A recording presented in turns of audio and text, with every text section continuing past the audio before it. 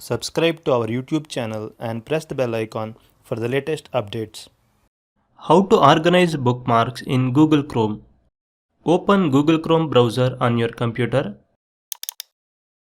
Click on the three-dot icon located at the top right corner of the page.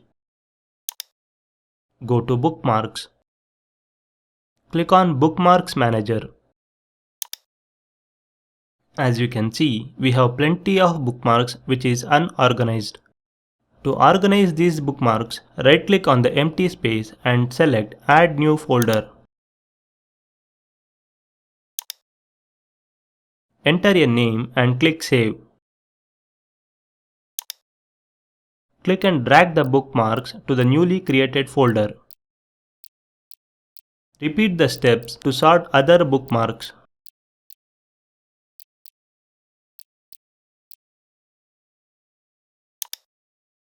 As you can see, bookmarks are now well organized.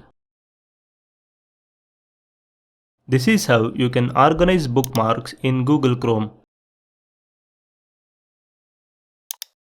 Thank you for watching.